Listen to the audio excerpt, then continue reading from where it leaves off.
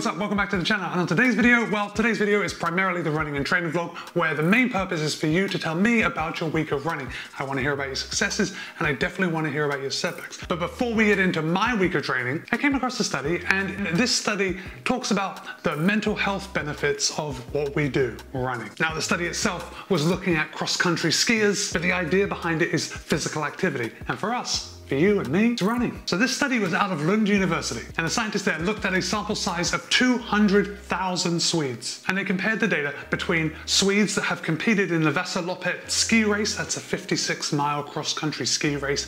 It's quite famous. It's been going on for 100 years now. Thousands of people participate in it each year, mostly Swedes. And because Sweden has a national registry of patients, the researchers were able to cross-reference the people that participated in their event and were able to follow them through their health records to see how their mental health progressed as the years went on after they raced the Vasaloppet race. The scientists also had a control group of inactive Swedes. Guys, remember, we're looking at a huge sample size here, 200,000 people. So the scientists made an assumption that for those athletes that are going to race in the Vasaloppet race, they must have had some consistent level of training. I mean, you don't just go cross-country skiing for 56 miles without some level of consistency in your training. And the scientists were looking for a clinical diagnosis of anxiety disorders. And what they found was pretty striking. Well, it would have been pretty striking if you hadn't seen the title of this article that I got this information from. And the title is, "Active people are 50% less likely to develop anxiety than their peers." So we know that the findings are pretty outstanding. So basically, those participants that had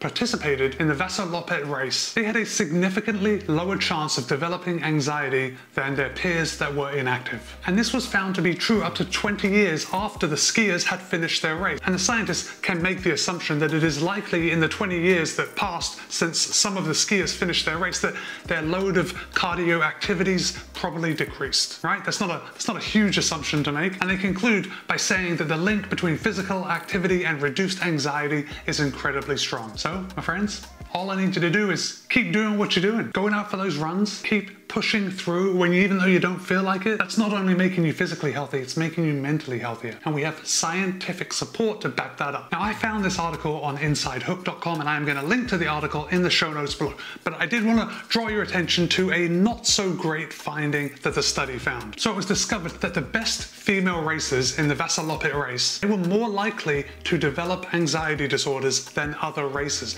Now, they were still better. They still had lower rates of anxiety than the inactive general population, but the top female finishers were more likely to develop anxiety than the other races. And although there's no way to show, scientifically speaking, why this would happen, the authors do make some suggestions as to why this might be the case. So even though the race is 100 years old, between the years of 1924 and 1980, women were banned from participating in the race. And it wasn't until 1997 that they were allowed to compete for awards. So the sample size of women in this study was only 38%, so already women are vastly underrepresented. But also the researchers point out that the female participants in the race, they may feel extra pressure to race. Because there is such a history of women being banned in this event, they might feel that extra pressure just to prove they're good enough to be there. And that extra pressure could reduce some of the anxiety-reducing benefits that we see in the general population of active people. And of course, we can't discount that it was only the very top female athletes in the Vasaloppet race that were found to have a higher incident of anxiety disorders. When you're at the top level of your sport in anything, the pressure's on. It's the same in our sport. You probably remember Simone Biles bowed out of the Olympics based on mental health issues. So there's a few confounding variables that we really can't explain. But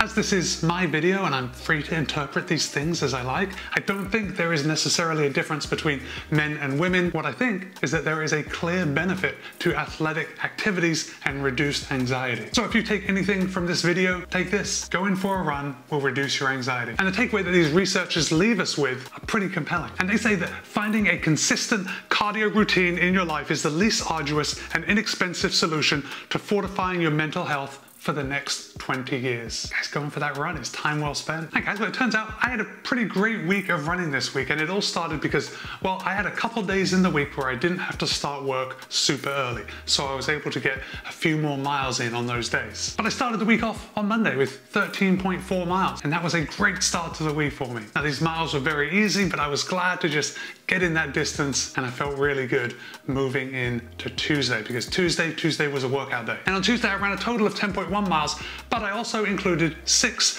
1200 meter repeats with 400 meter recoveries. And of course, as you know, as you've heard from me 100 times before, whenever I run intervals, I always feel good for the rest of the day. And this was no exception. Oh, I also kind of realized that I need to get on the ball as far as training for Boston. So over the next couple weeks, you are going to be seeing me have a regular diet of speed work, usually on Tuesdays and Thursdays. So after Tuesday, I was pretty happy to take Wednesday off. Wednesday was just a day chilling, did a ride on the Peloton, but really didn't do much else. And on Thursday, I ran 8.2 miles, but 7 of those miles were at tempo pace. So this was another run that left me feeling pretty good.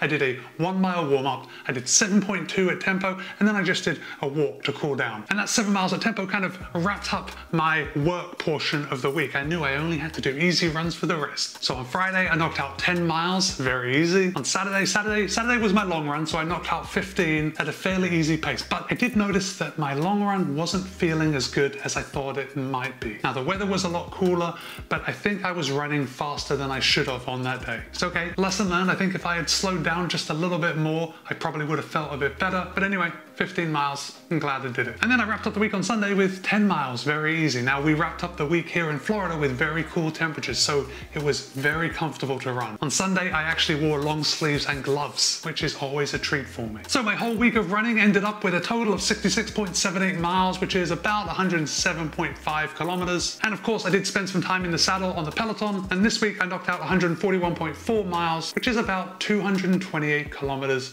on the bike. So all in all, a pretty good week. But guys, if you've left it this long, there is still time. Write in the comments below. I want to hear about your week. And if you're looking for a little more guidance on what to write, I want to know about how your week went overall, if it was a good training week, if it was a bad training week, and I want to know about at least one key workout that you did. Let me know what that workout was and how you went ahead with executing it. All right, my friends, thanks for staying all the way to the end of the video. Be kind, be happy, run well. I'll see you in a couple of days.